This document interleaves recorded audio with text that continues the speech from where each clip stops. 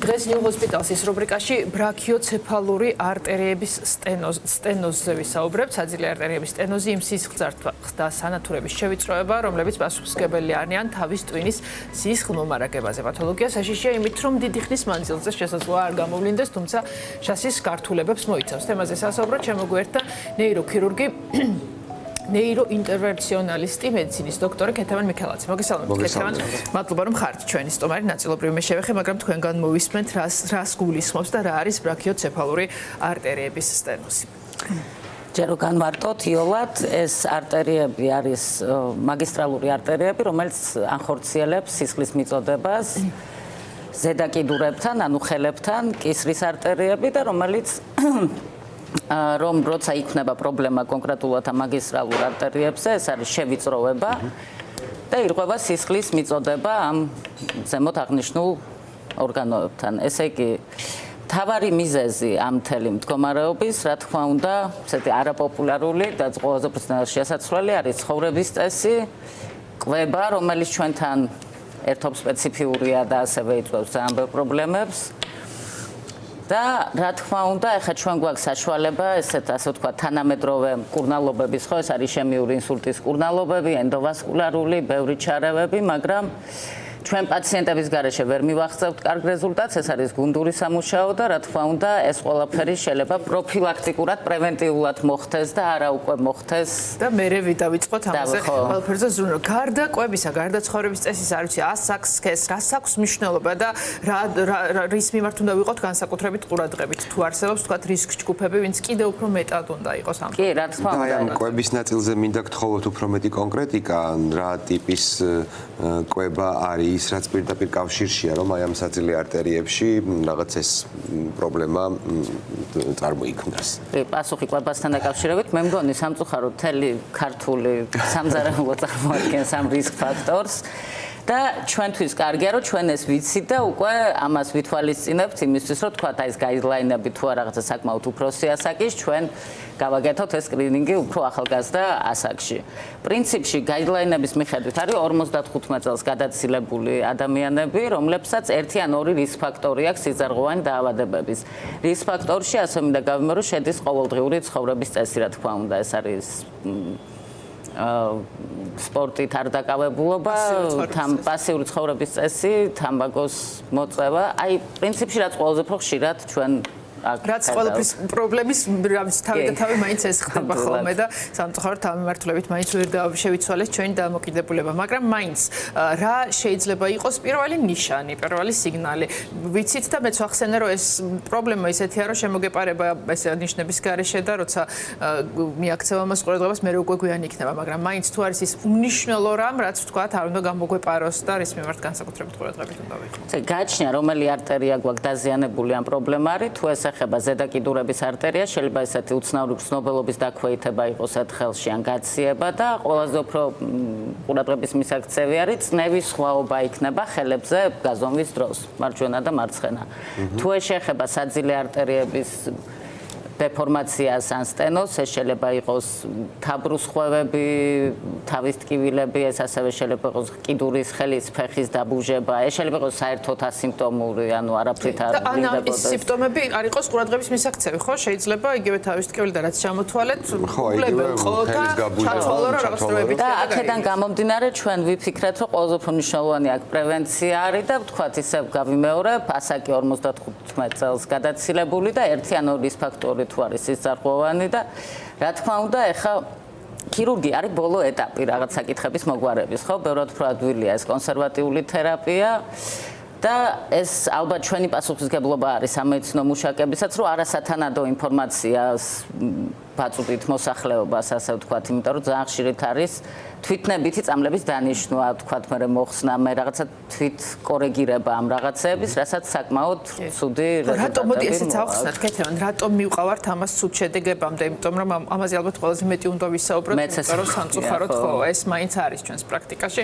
მიუხედავად იმისა, თითქოს ვიცით, რომ ჩვენზე უნდა იყოს თითოეული მკურნალობა მორგებული, მაინც მეზობლების ახლობლების რეკომენდაციებს ვითვალისწინებთ ხოლმე და გარკვეულ მედიკამენტებს მოვიხმართ. სადამდე მიგვიყვანს ეს და რა რისკებს აჩენს დამატებით?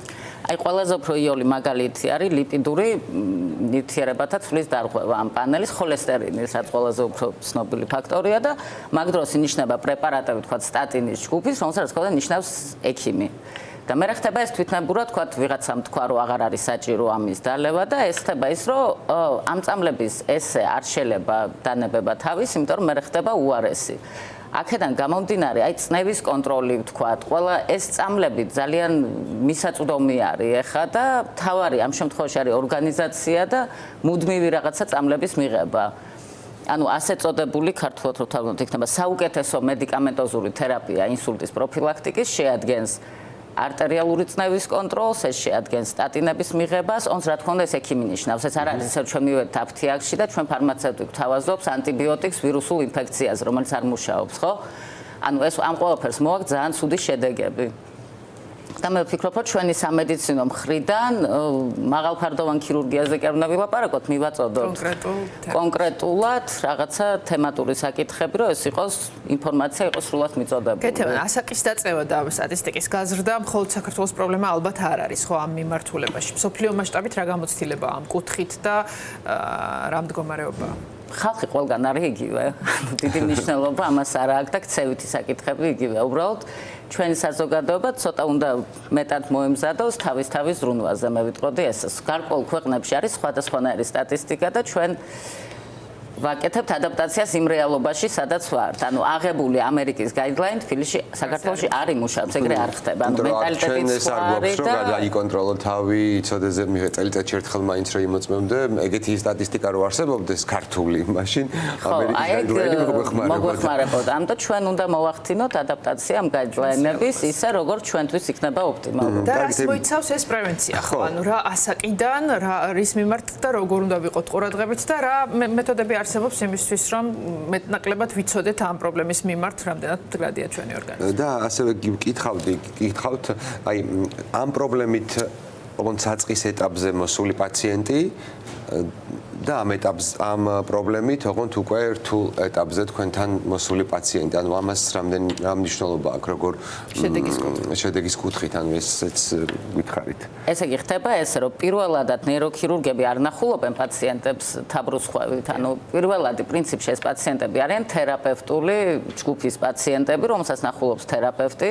არის ეს კორეგირება წნევის, ლიპიდური პანელის შემოწმება, ასე შემდეგ, ბევრი მომენტი არის მან და 55 წელს ვიმეორებთ, ძალიან მნიშვნელოვანია ჩვენთვის ამის სკრინინგის ჩატარება, არის ძალიან ჩვეულებრივი მისაწვდომი აბსოლუტურად უმტკივნეულო დუპლექსური სკანირება მაგისტრალური სისხლძარღვებით. ანუ ეს არის უმტკივნეულო, ჩვენ ყოველთვის ვიწყებთ გამოკვლევას იოლი გამოკვლევებიდან და მე უკვე გადავდივართ უფრო რთულზე, თუ ეს საჭიროებს, რა თქმა უნდა. ეს არის ესე ვიღებთ სურათებს ფაქტიურად საძილე არტერიის და ვნახულობთ, არის ცვლილება, არის ეს არის რაღაც კომპლექსური აპარატი, ხო, რაღაც კომპლექსური აპარატი, რომელიც არის ძალიან იოლად, ეს როგორც ეხოკარდიოგრაფიას აკეთებენ დაახლოებით იგივე არის სისხლძარღვებზე და პირველი სკრინინგის მეთოდი არის, რომლის მიხედვითაც უკვე შეგვიძლია ვიმსჯელოთ, არის რამე პრობლემა, არ არის. თუ არის რამე პრობლემა, ესეც არ არის საგანგაშო. პირველ რიგში ყოველთვის კონსერვატიული თერაპია ირჩევა. კონსერვატიული თერაპიის თუ უშედეგო იქნა და შემდეგ კონტროლზე რაღაცა გაუარესება არის, მერე ეს არის მულტიდისციპლინარული პრობლემა, ეს არის სისხლძარღვოვანი ქირურგის, ნეიროინტერვენციონალისტის და კარდიოლოგის, ანუ ეს სამი დისციპლინის და შემდგომ უკვე თუ საოპერაციო იქნა ეს პაციენტი, უნდა აირჩიოს ინდივიდუალურად, ანუ ეს პერსონიფიცირებული მედიცინა, რასაც ქვია, რა არის ოპტიმალური ამ პაციენტისთვის, თქვა შეიძლება იყოს ეს სტენტის დაყენება, როგორც გულში აყენებენ, შეიძლება იყოს ღია ქირურგია, როცა ხდება ამის რეპარაცია სისხლძარღვის და ღია მეთოდით, ანუ ეს არ არის კოსმეტიკური საკითხები, ეს არის კონკრეტულად ის საკითხი, სადაც რისკი უფრო დაბალი არის რაღაც. ამ ყოველთვის გათვალისწინებით, რაზეც თქვენ საუბრობთ, ალბათ უდიდესი მნიშვნელობა აქვს კლინიკას, რომელსაც ავირჩევთ და იმ ტექნოლოგიებს, რასაც ეს კლინიკა შემოგთავაზებს, ხო, პრობლემის გადასაჭრელად, რას თავაზობს ამ კუთხით ნიუ ჰოსპიტალსი პაციენტებს?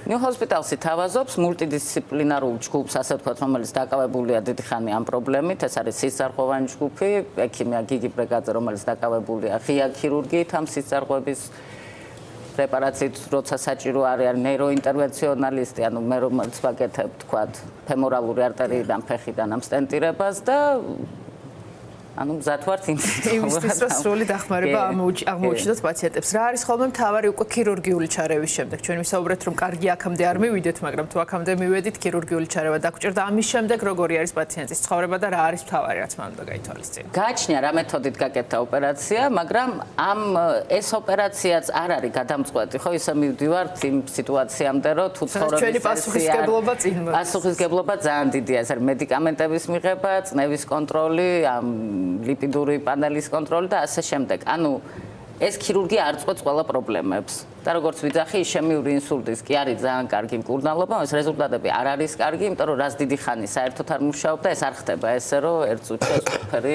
სამწუხაროდ აღდგეს. და ბოლოს ალბათ დავასრულოთ რეკომენდაციებით, რომ რა ვიცი, ბავშვების ასაკიდან რა უნდა ვასწავლოთ ჩვენ შვილებს, როგორი ცხოვრების წესის პოპულარიზაცია უნდა გავწიოთ იმისთვის, რომ გამოვიდეთ აქედან და მერე უკვე რაღაც წლების მერე მაინც თქვათ, რომ საქართველოში ეს პრობლემები აღმოიფრება, იმიტომ რომ მეტნაკლებად ჩვენი დამოკიდებულება ჩვენი ჯანმრთელობის მიმართ იცვლება. ალბათ ეხა უკვე იცვლება, იმიტომ რომ ახალგაზრდა ასაკში უფრო არის ეს აქტიური ცხოვრების წესი, სპორტით დაკავება, რაღაცა ნაკლები თამბაქოს მოხმარება და ну კვებაზე ხო ეს რთული მომენტია. მეტნაკლებად სწორი კვება. და ალბათ თავარი რეკომენდაცია კი შეიძლება ესეთი საკვები მოგწონდეს ჩვენია და გვინდოდეს, მაგრამ ზომიერების დაცვა ხო ალბათ. აუცილებლად. თავარი იმისთვის რომ არ მივიდეთ შემდეგ სერიოზულ პრობლემებამდე. დიდი მადლობა.